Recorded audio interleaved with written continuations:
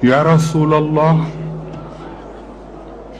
est-ce possible que l'islam, ta religion,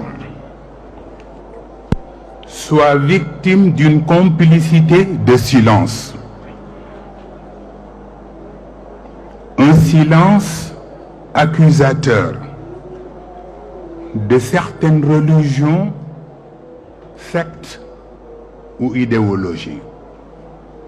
Je pense que la réponse est oui. Ya Rasulallah, est-ce possible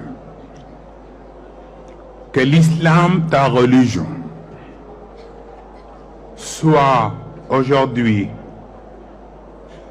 noyé par un complot étatique internationalisé, par une lâcheté partisane caractérisée, par un mécontentement populaire médiatisé? Je crois que la réponse est oui. L'islam est aujourd'hui seul contre tous. Une religion universelle sur le banc des accusés, où on ne lui prête même pas une chaise. Les chefs d'accusation sont au nombre de 5, comme le nombre des lettres qui composent son nom. Islam, I-S-L-A-M. I, qui était désigné pour être intégrité morale, est aujourd'hui accusé d'insolence pure et dure. S, qui voulait dire sacralité, est aujourd'hui accusé de satanité. Le L, qui symbolisait la loyauté, est aujourd'hui accusé de libéralisme sans fondement. Le A, qui signifiait amabilité, est aujourd'hui accusé d'atrocité. Le M, qui devait être la maturité, est accusé aujourd'hui de mendicité.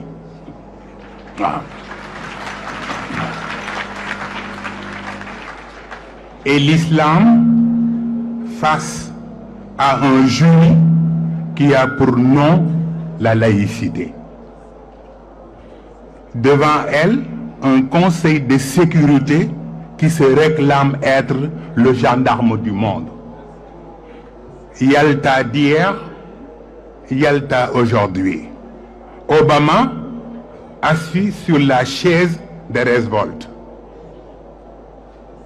David Cameron assis sur la chaise de Churchill. Poutine assis sur la chaise de Staline. Et Hollande malheureusement assis sur la place vide de De Gaulle. Voilà. Le feuilleton islam ou islamisme est diffusé aujourd'hui sur tous les programmes quotidiens des chaînes de télévision. Cliché après cliché, avec ses réalisateurs, ses metteurs en scène, ses maquilleurs et ses habilleurs, une tragédie comédie devant laquelle les musulmans du monde avalent tout, acceptent tout et cautionnent tout. Ya jidwat at-tawhid hal laki mutfi'un. Ya jidwat at-tawhid hal laka mutfi'un. Wallahu jalla jalaluhu mudhkiki.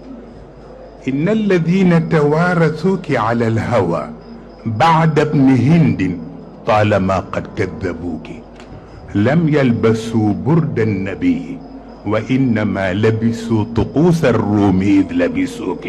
C'est pourquoi Lamartine avait raison de dire Mahomet que l'on connaît avec son Coran et ses 800 millions d'adeptes est loin d'être un simple fanatique. Sa vie, son recueillement, ses blasphèmes héroïques contre les superstitions de son pays, son audace à affronter les fureurs des idolâtres, sa constance à les supporter 15 ans à la Mecque, son acceptation du rôle de scandale public et presque de victime parmi ses compatriotes, son éloignement enfin, sa prééducation incessante, ses guerres inégales, sa longanimité dans la victoire, sa sécurité surhumaine dans le revers, ses prières sans fin, sa conversation mystique avec Dieu, sa mort et son triomphe après le tombeau attestent plus qu'une imposture, une conviction. Ya Rasulallah, bada الدين غريبا وسيعود غريبا كما بدا، لكن هذه المرة